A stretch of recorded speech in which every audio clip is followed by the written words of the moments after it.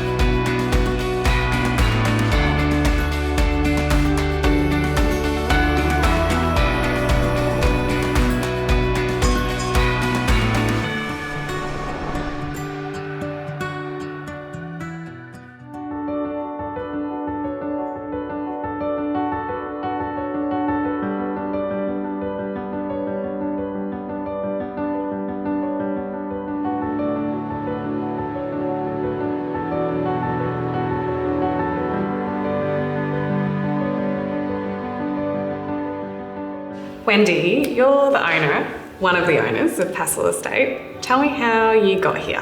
What is your story? Goodness, okay. Well, Barry, the other owner, my husband, and I, we visited Margaret River many years ago and absolutely fell in love with the region. So about 13 years ago, we came back, we had the opportunity to come back, and we built our home here. Over many visits to our home, whilst working in Sydney and in parts of Asia, we discovered this beautiful property and fell in love with it and decided on an impulse to purchase it. It was an impulse. And so for the first few years, we just, there's a local winemaker, in fact the owners we'd bought it from, continued to farm the fruit and use our fruit in their wine and give us some wine for fun back. And we didn't really do much more except enjoy the property. A few years ago, we decided to do things properly, working with Bruce on the winemaking and our farmer, and create what is now Passel Estate. You're new to the wine industry because you've got this fantastic background in music and in law. How do you find the transition into being a wine producer? I think it's a very similar journey, actually. Yeah. Particularly with the music, I suppose, because of the structure and the science and the discipline involved in farming and creating wine, but coupled with the creativity and the emotional response that you also get with the artistic side of music. So possibly why it appeals to me so much. But it's been an interesting journey, and my husband and I have spent a lot of time trying to learn a lot more about wine farming and winemaking. And of course, we're working with some fantastic people to help us bring this dream to reality. So this building is fantastic. Tell me about how this came about.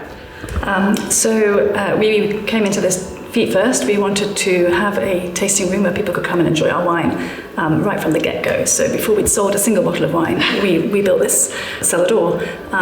We worked with a local architect who in fact had also helped us build our home several years earlier. So we knew him already. And we had a very clear idea of what we wanted to achieve in terms of the vista and the space, and using as far as possible timber and granite from this property. So as you can see, there's the wall outside on the way in, and it shows inside. All of that came out of the Chardonnay block when we replanted the new vineyard in front of you. So all the rocks came out. So all the rocks, when we ripped the paddock, they all came out, and they've created this beautiful stone wall, painstakingly built by a local stonemason. The tasting table from local Mary, built for us by a local furniture designer. And so we've used throughout local products and local people, friends from Margaret River. It was really a fun process, and it didn't take very long at all, really, to build, and we opened the doors in January 2017. Wow, it's got such warmth. It's a really inviting space. The light's stunning. Yeah, you can see how people really don't want to leave when they get here. Thank you. When you bought the farm, there was already some vines here. There are some very well-established vines planted by the late Brian Edwards. They're about 26 years old. We've got the Shiraz just behind my shoulder and the Cabernet on the far block. We've since expanded the property and expanded the vineyard. So we've got some newer vines as well.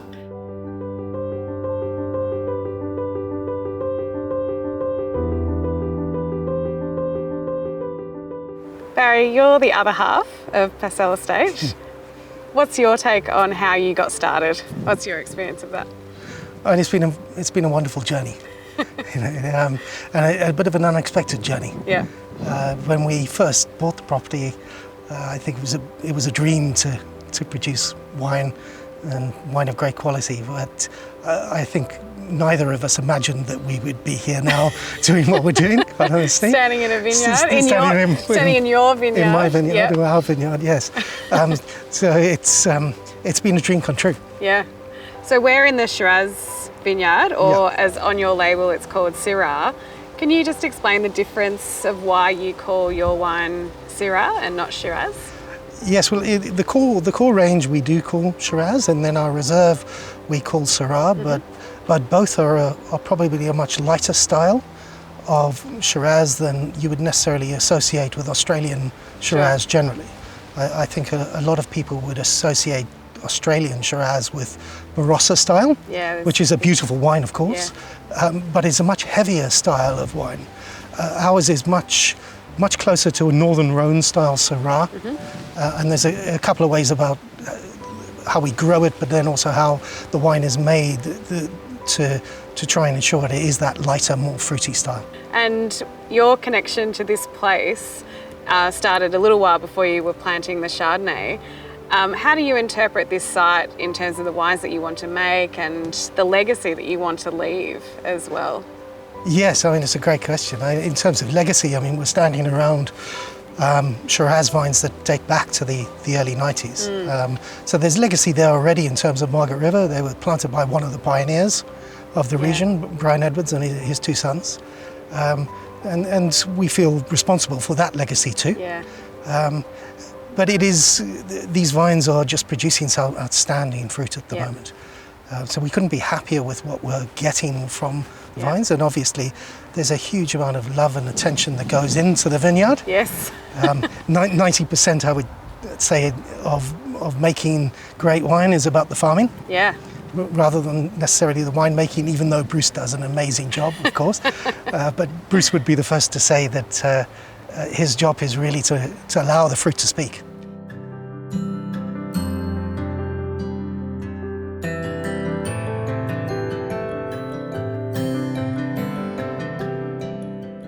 Bruce Dukes, you are the winemaker for Passel Estate. Tell me how you got started in the wine business.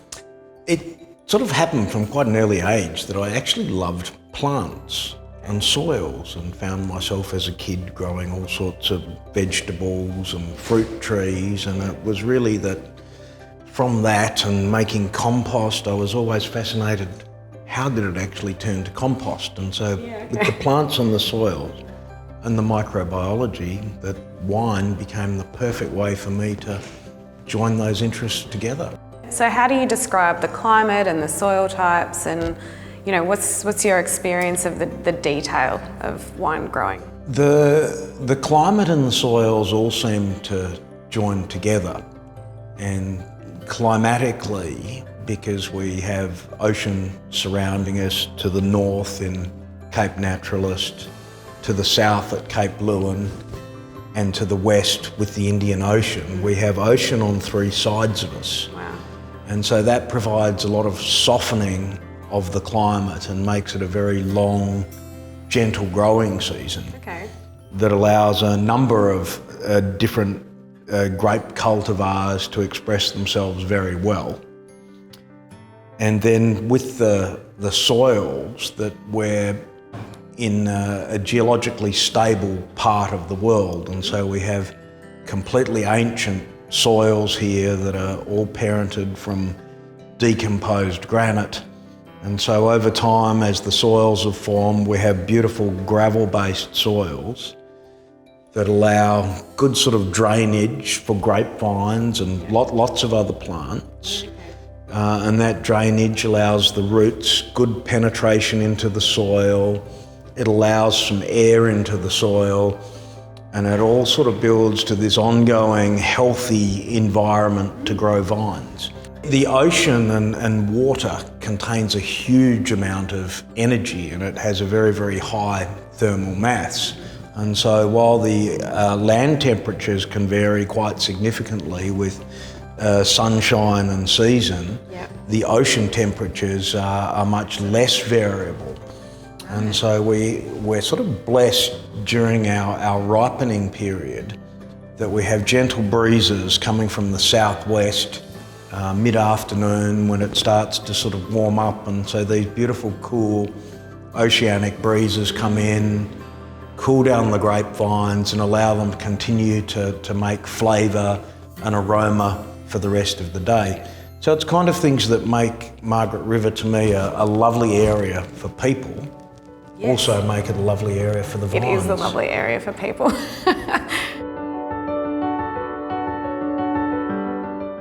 Whilst filming the Cellar Door in the Margaret River, our crew chose to stay at the River Glen Chalets. Set on 7 acres of stunning bushland, surrounded by manicured gardens, each chalet is spaciously designed and perfect for couples or families.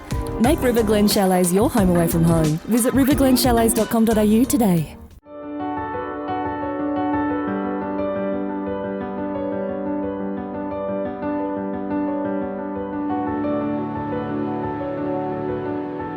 And so tell me about the name. Passel Estate. So when we first bought the property, one of the early vintages, before we were making the wine ourselves, coincided with terrible bushfires in the region, and a lot of animals were lost and a lot of animal habitat was lost. And there is a particular possum which is critically endangered called the western ringtail possum. Okay. And some of the last habitat globally for this possum is this little southwest corner of Australia. And we received a call from one of the local conservation charities explaining that they had some of these possums that had not succumbed to their injury. And we have prime western ringtail possum habitat on this property, and would we be willing to provide a home to them? So we were more than willing. Barry and I have always wanted to do something with conservation. We didn't know it would be possums, but we're thrilled that it is possums. And as you probably know, Passel is the collective noun for possum. It is a passel of possums. So that inspired our name when we were looking to produce a label.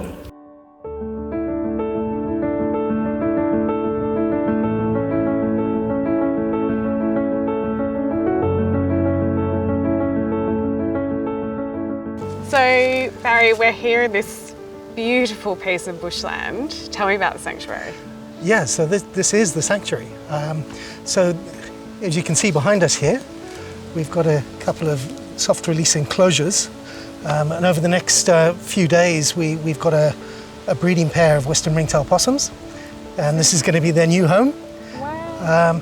And it's been chosen very carefully as a home because there's a water source very close by. Okay. We've got a creek line running here that runs most of the year.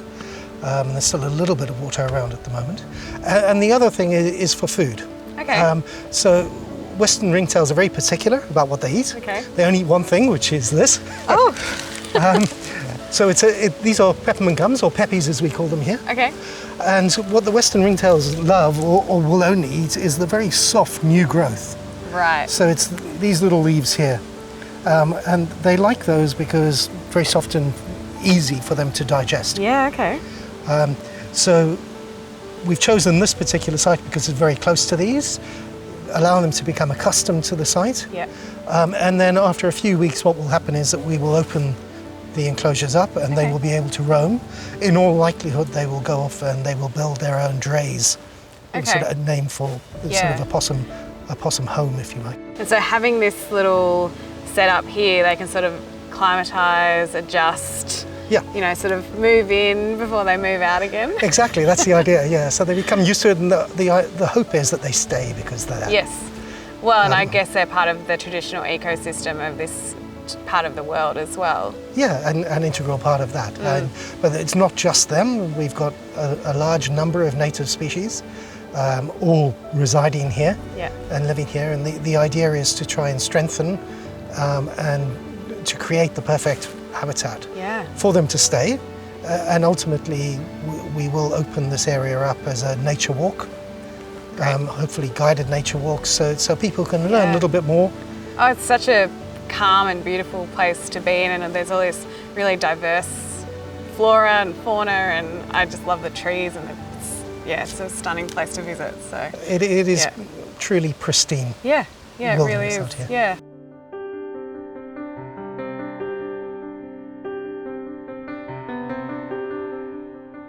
we've got some wines in front of us. Tell us about the 2 current release 2016s. We have our Gin clone, Passel Estate 2016 Chardonnay. Great. And the approach with this is that we'll actually handpick the fruit in the very cool of the morning, chill the fruit overnight, and then the very next morning very gently press it. And so it's a technique called whole cluster pressing. And so it takes a lot of work to do, but it gives a really nice quality grape juice. Yeah. And if you get those nice quality grape juices, then everything else follows. Yeah, great. So talk me through this wine specifically. How do you approach it? How do you describe it?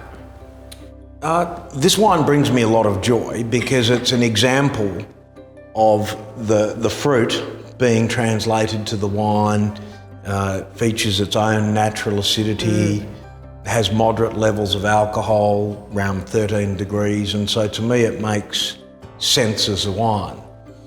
And I love the aromatic characters in this, that there's a little bit of white grapefruit, hints of stone fruit, and right at the very back there's just a little bit of toastiness and complexity and macadamia type flavour. And so if we're talking about Chardonnay in an Australian sense, how do you place this in the spectrum of like really bold, robust Chardonnay versus the leaner, sort of more earlier picked styles? Well, I hope this sort of represents an example of just a naturally balanced Chardonnay. Yeah. That if you think of an unripe apple, a ripe apple, or an overripe apple, the unripe apple is a little bit sour, the ripe apple is crunchy, beautiful flavour, the overripe apple is a little mealy and lacking in flavour. What we seek to do is capture that midline of ripeness and balance of that beautiful, crunchy, fresh apple. And this is a very fresh wine, despite the élevage and with the yeast lees stirring and the new oak. It's so integrated and really vibrant, and it seems really young and youthful still, even though it's 2016. The king of Margaret River. We've got a 2016 wine here, so talk me through the aroma. How do you describe this? Oh, to me, one of the characters I find that's quite unique about Margaret River Cabernet is the aromatic and the flavour actually of the mulberries. And the traditional sort of English mulberry, and I think that is quite an identifying part. And so I find this a mixture of mulberry and black cherry is how I would describe the aromatic. And for me, there's a little sort of like a licorice, or in that black olive. That beautiful little spectrum. anise spectrum. Yeah. And really, the joy is that there's all of these characters, and it's often hard to describe because there is what I think a lovely complexity to the aromatics of this wine, and it kind of makes it fun because you can visit the wine, then come back in 5 minutes and you get a slightly different experience as the wine grows and evolves in the glass. Yeah, and that's, to me, that's so captivating, and that's why, that's one of the reasons why we love wine so much. So for me, this has a really gentle presence for Cabernet. Like, it's not trying to be this big muscular wine. It's got this fantastic medium-bodied, kind of just personable, easy. I love that you talked about the way that it dissolves, because it's not really that drying, really abrasive tannin. How do you describe the texture of these wines? Velvety. Yeah. And I love the tactile sensations and feeling of really good quality tannins. Yeah. And I think that's something that's actually grown in the vineyard from the very beginning of the season. Yeah. And very important to have that gentle, continual growth of the tannins in the vineyard over the whole season. Yeah. And then my job as winemaker is to try and protect and preserve those beautiful tannins, so that after we've matured this wine in oak barrels for a year, that the tannins, the perfumes are all in balance, and the wine can go to Seamless. bottle again without intervention. Yes. Oh, it's delightful. That's a beautiful wine.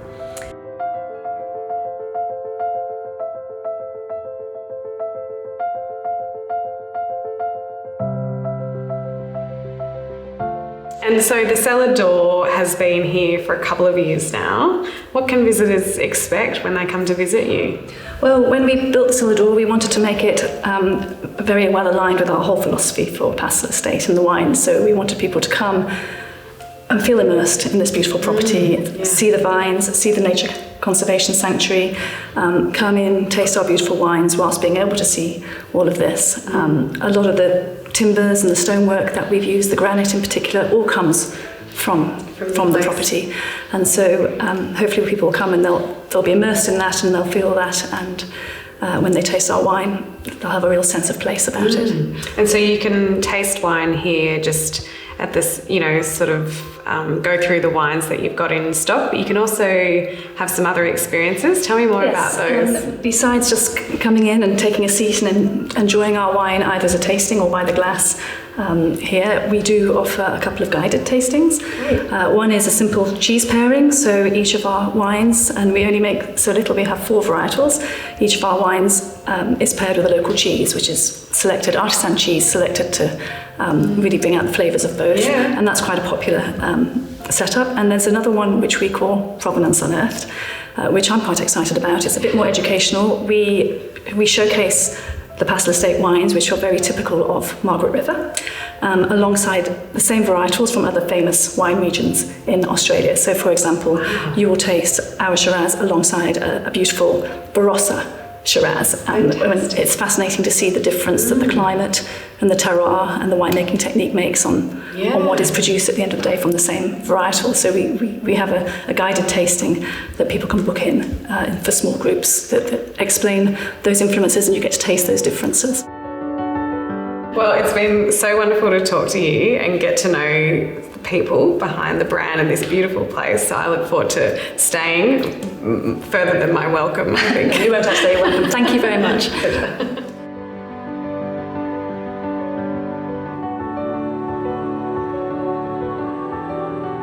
I've had such an incredible day here at Passel Estate. This is a place that truly combines provenance and sanctuary. Next up, we're headed to Cellar Estate.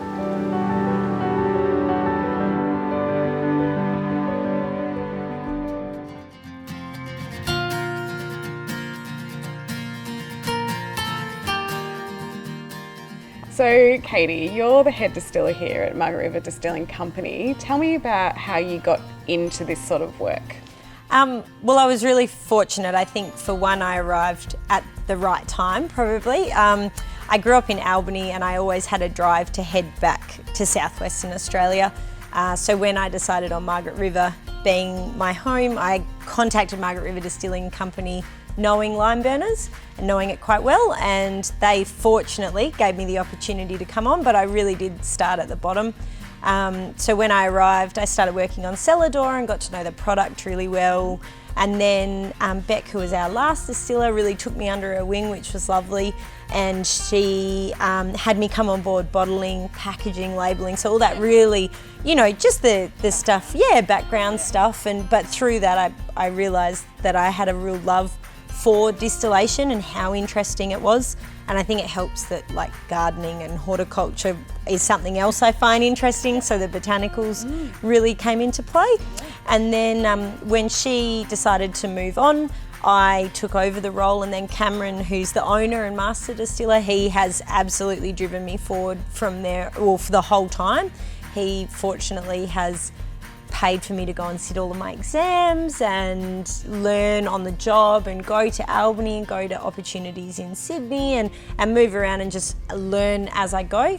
And I have been thrown in the deep end a bit, being on site here, very, very small team. So I've had to learn a lot of things along the way, but I'm really appreciative of that, because I think that's the best way, is to go in and get your hands dirty and try and fail and then try again. And that sort of led me to where I am now. Amazing. So when you come here to the venue, to the Cellar Door, what can you do?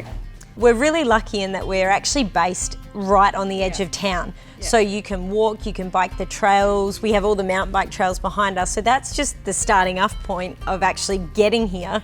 And then when you're here, we offer a huge variety of things. So we have a fully set up and functional cellar door, so you can come and taste not only our range, but all of the whiskey that we do in Albany. So our Lime Burners or Great Southern Distilling Co. is all here. We are a university of gin, and we have the River Glen Chalets right next door. That's our campus.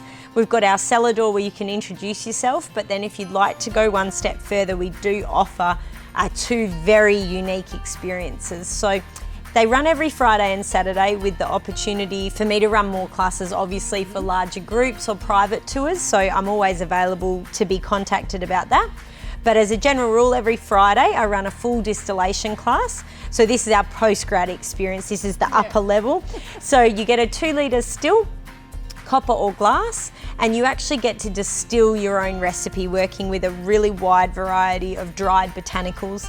And through this, you get a really good understanding about the principles of production. You'll get to do all of your own alcohol testing, so you'll start to understand a lot of the behind the scenes stuff. And then every Saturday we run our blending class, and this is our really interactive undergrad experience. So this is where you actually get to be super creative. Like I said, it's really interactive and informative. We talk a lot about the history of gin, we get to try all of our gins, and then you actually can blend 2 different recipes using quite a wide variety of distillates that I've pre-made for the class. And from your 2 recipes, you pick your favourite and you make a 500ml bottle to take home. All right, let's get to it. Let's do it.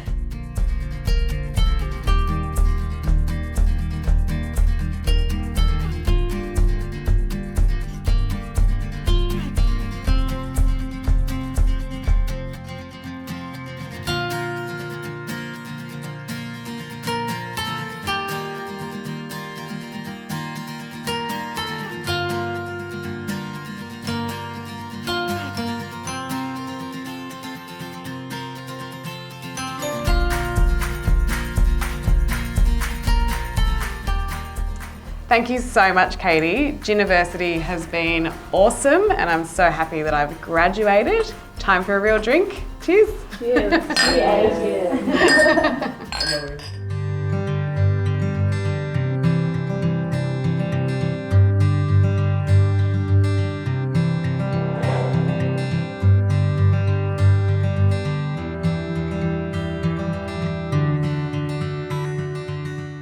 Albert, your parents emigrated from northern Italy, but you were born here. So tell me about how you got started in farming in the Margaret River region.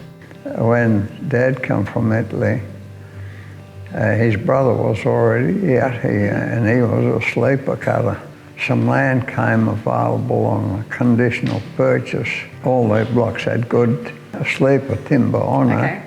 From there, started working around the area because there wasn't always sleeper cutting contracts available. And he went and worked for a chappie at Yelling up here by the name of Malari. That was one of his countrymen from the same area. Right. And he went and helped him because he just recently planted grapes there, and he used to help him in the vineyard getting it established, and then he helped him to do the wines there because he had his own little winery there, this chap. Dad took cuttings home from there, and that's this particular wine that we know as Frigola. Yes. So Frigola being a grape variety originating from northern Italy. And you had, well, there was cuttings brought down to Margaret River, and that's how that was the beginning. Malari was his name, and he must have brought the cuttings with him from Italy. Under the arm. Well, those days there was no restrictions. No customs. No. So that's where it all originated from.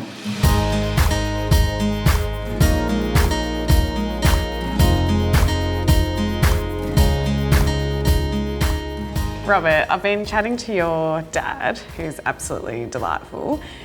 It's come to my attention that in 3 years, Credaro Wine will be having its 100th anniversary. Describe to me your take on your history.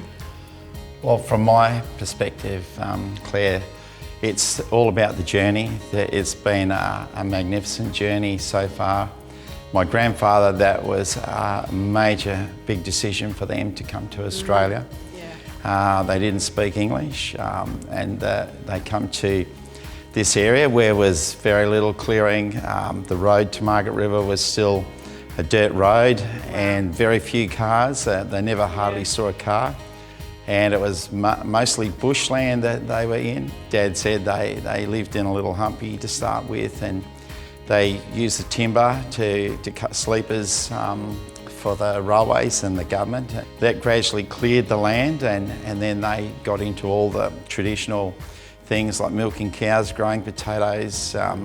They had planted their own plot of vines for wine. So just gradually evolving and growing, and the journey, then Dad sort of comes into it and takes it a step further, and we got to the point in the 80s where he made a decision to plant a few vines after talking to Bill Pannell, who started Mosswood.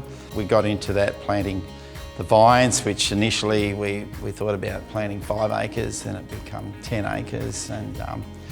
And then from there we were talking to other wineries, bigger wineries, and they needed a supply of fruit. So from there we kept planting and growing and selling fruit to the other wineries. And in that time, married to Phyllis, my wife, and then we got 4 boys come along and our daughter at the end. And gradually we I guess my heart's in the land. Yeah. It is in the land, and my passion's in the land, and that's what growing vines or growing any type of thing that sort of fits with what I do. Yeah. So we get to the 80s, so we're planting more, and 90s was when the real boom come through. Margaret River was all go planting vineyards. And then the boys come along a bit later on. They helped in the vineyards.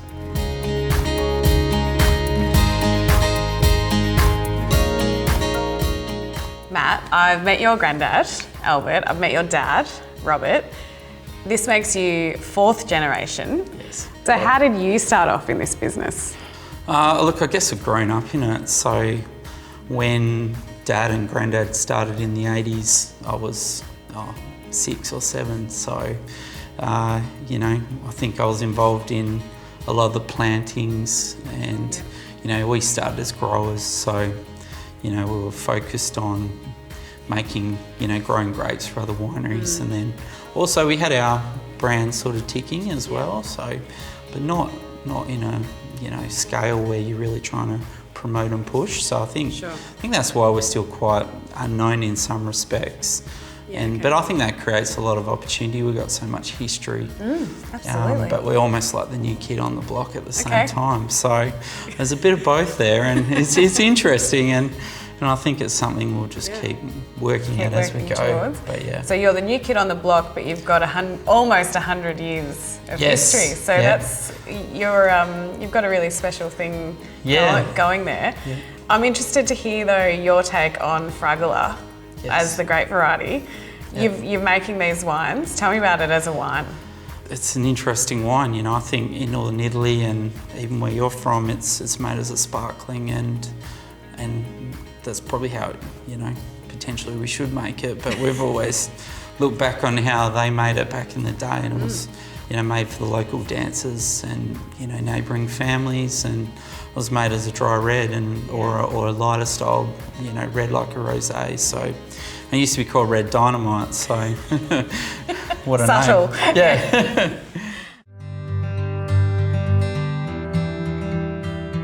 So why is it referred to as Red Dynamite? Because that was old Jimmy Malary. Well, you can well imagine the techniques of winemaking in the 20s, pretty crude. But even when they first started with the vineyards here in Margaret River, their red wines, I reckon they used to have to leave them in the cellar for at least 5 years before you could take the cork out of the bottle. So they weren't much better anyway, but Sure. it used to be called Jimmy Malari's Plonk there at one stage. And like all the young ones growing up, there wasn't very few people drank beer then. And to go out to a dance on a Saturday night or that, they used to go, because you'd get a flagon of wine for 2 bob at the time. And they used to take a flagon of wine with them, or a bottle of wine. Yeah, okay. But Before the party. But yeah, that's how it was called, Red Dynamite.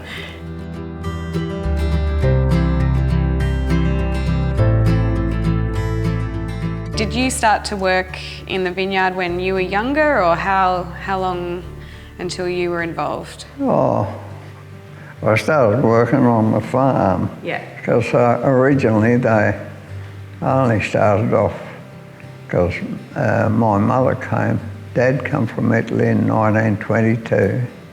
Yeah. My mother came from Italy in 1926, and they were married in Perth. But by then he'd built a little bit of a humpy on a block of land, Yep. which was our home for a good many years. I bet.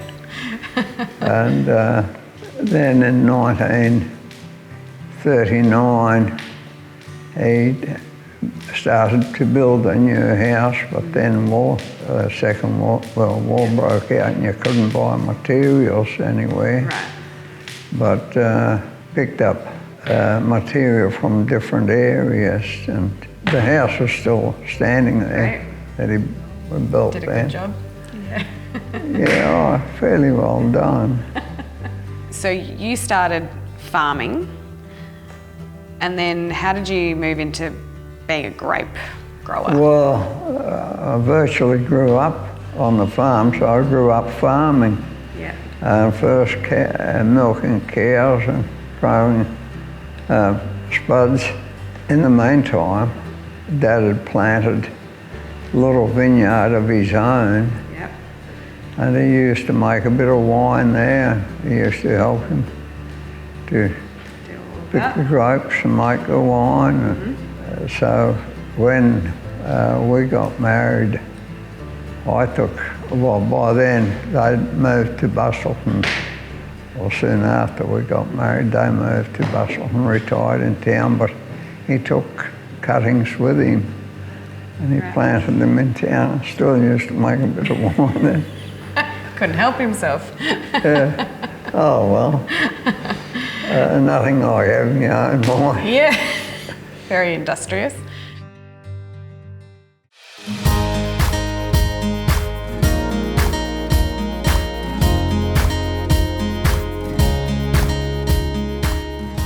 You and your dad were working side by side for a really long time, weren't you? For a fair while. Once we got married, then he sort of stepped back and become more semi-retired, and with myself, we were operating vineyards, and also we had a grazing operation which included running sheep. So it took a lot of time, and we were busy 7 days a week. Yeah, so farmers. it was 7 days a week, and I don't mind that. I quite enjoy it. And anyway, I guess it's got us, the journey sort of got us to where we are today, and the vineyards are growing in a significant way from those initial plantings. Now we're up to 120 hectares, and we do have a new property included in Williabrub, which the boys have taken and planted the high density, which is proving to be quite a significant step. So, yeah. And so you've gone over to Bordeaux and seen that, you know, traditionally in Europe, they might be a bit closer together. Yeah. And so that's what you've brought back. We went over to the wine decanter in London, and because our Shiraz got best wine over $15. So, Congratulations. so we went to that wine decanter, and then from there we went into France. The boys come for that. And we looked at all the vineyards, and we were able to get into some of the first grade wineries and vineyards to have a look. Actually and, see how they... Yeah. And it certainly inspired the boys, and the boys I refer to as Matthew, and then there's Michael and Christopher. Jason, I've got a fourth one who is, it's a winemaker's degree, but he's chose to go brew beer, so. He's the defector. Yeah. So he's coming back apparently, so yeah.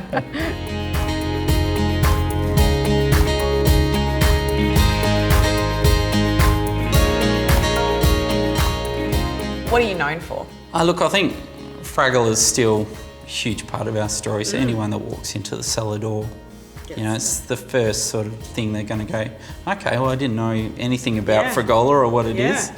But obviously we're in Margaret River, so Chardonnay and Cabernet.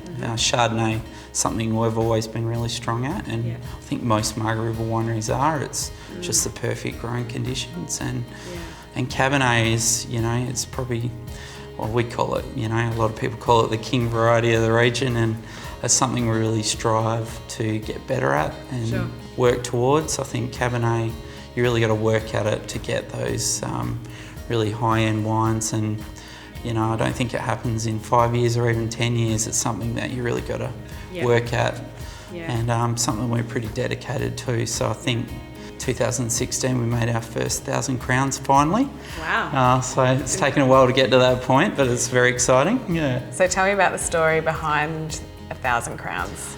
So 1,000 crowns is what my great-grandfather Cesare purchased the first bit of land for back in the 20s off the government. So I think they released 6 blocks. Wow. And so we got one of the 6, and it equates to about 500 Australian dollars. And how big was that block? 146 acres. Wow. So yeah, and it's the old sovereigns and crowns. It's how we come to 1,000 crowns. So I think it's always good to look back at where you start, and that's what's so important about that wine and that story. Yeah. And so your 1,000 crowns label is at the very top of of the wines that you create. Do you have other brands that sort of sit below that, or how do you organise your branding?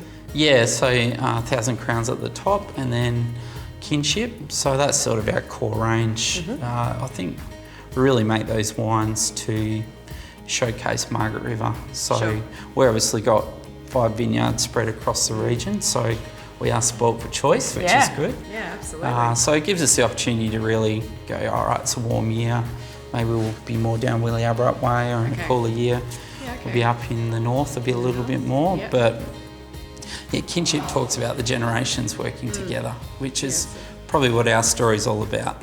Yeah, that multi-generational approach. Yeah. And is there anything else besides those 2? Yeah, and then we've got 5 Tales, which is almost just covers our whole story. So 1 family, 2 countries, the 3 Italians that come over, 4 generations and 5 vineyards. So wow. So it's a good little that is a recap great of the story. Name. Yeah.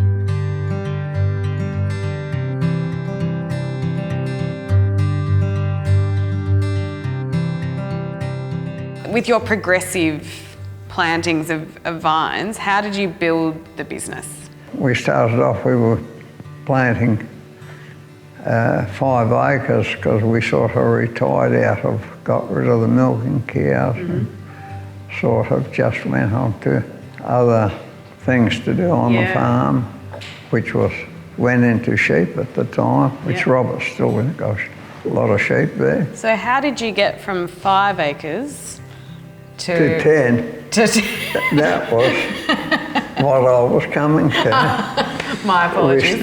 We started off to put in 5 acres, and Robert says, well, he said, it's a nice paddock, isn't it? He said, we might as well plant 10.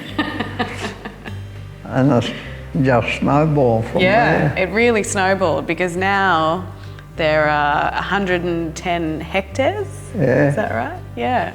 That's quite a big jump, so you've been very busy.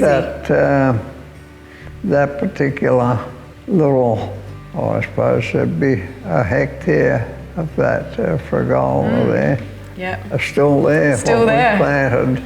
Yep, flying the those flag. days. Yeah. That's great. And is that your favourite wine? Well, it's very nice drinking. Yeah. I might say. Yeah. And so today you're going to talk me through the 2016 1,000 Crowns Crodaro Wines Cabernet Sauvignon. Yep. Tell me about the vineyard. Yeah, so it's actually off this vineyard here in the north, as well as our Willie Aberrott vineyard. So the Willie Aberrott vineyard, I think Dad mentioned it after Bordeaux. We come back and did some close planted vineyard. And really, that's just given us, you know, a way to innovate and get better, and we see that as the future of the region, or for us anyway, in Willie Aberrott. We just get a little bit more concentration, consistency, and Margaret River's, I think it's world class because we get a mix of concentration, elegance, and a lot of finesse in our wine. And that's just from the ocean, I think. We do have some of the oldest soils in the world as well, so perfect for Cabernet. Yeah, great. So we've got it here. So 2016, what was the season like? It was a relatively warm season with a little bit of late rain. So it was a good Cabernet season. Yep. Really good Cabernet season. And so what's your take on how Cabernet Sauvignon fits in with Margaret River as a region? It's a good fit, I understand, but what is it that makes it such a good fit? I believe Cabernet made as medium-bodied with some elegance and finesse, it gives it longevity and approachability. I think you'll find with all our wines, so a lot of fruit-forward wines. Most people want to drink wine now, and I think that's the message we've got to get out with Cabernet, that you can drink it now and it can be enjoyed now, and I think that's what Margaret River can be so strong about. And we're just in this great, unique position with the oceans surrounding us, so you know, you tend to get that consistency and you can take advantage of that maritime climate. So really fruitful, elegant aromas, Yeah, you really get those, a little bit of earthiness, but those dark blueberry, blackberry fruits, a little bit of bay leaf. It's just all about that finesse tannin though, isn't it? Yep. It just slides through, it's really even, it's got real expansion, you know, it's not just, in the middle of your mouth, it's delicious. Yeah, that's the great thing about Margaret River, because it's cool but warm. We can really hang the fruit out there without it getting too cooked. Yes, okay. You get that real ripe tannin, which is just perfect. Yeah. And so when you have visitors here, what can they do? Well, firstly, they taste great wine, but excellent. After that, we do a lot of things here. We do events, like we have weddings here, which is a big part of what we do. And I think it's just a great place to come relax and enjoy the great view. And you can taste all of the wines. Yeah, absolutely. Yep. Fantastic. So how do you get people to leave? Eventually they have to, Eventually at some stage, 5 o'clock. Yeah. Awesome. Well, I'm looking forward to actually drinking this, so thank you so much. Yeah, thank you. Cheers.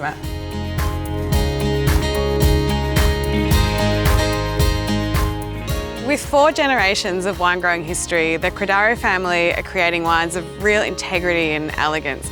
And this really expresses what Margaret River is all about. I've had such a wonderful time visiting this region. I cannot wait to come back. For more episodes of The Cellar Door, you can check out our YouTube channel.